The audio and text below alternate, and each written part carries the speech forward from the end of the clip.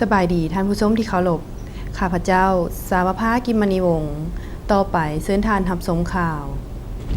กฎหมายการถ่ายทอดเทคโนโลยีถึงห้องหับจากสภาแห่งชาติ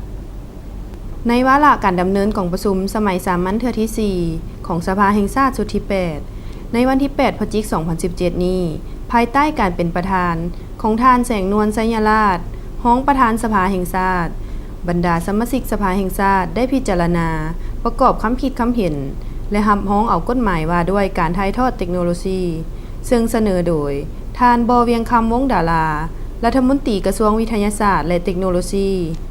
ผ่านการประกอบคำคิดคำเห็นอย่างกงไปกงมาของบรรดาสมาชิกสภาแห่งชาติต่อปัญหาต่างๆเป็นต้นความเหมาะสมของสื่อกฎหมายการอธิบายคำศัพท์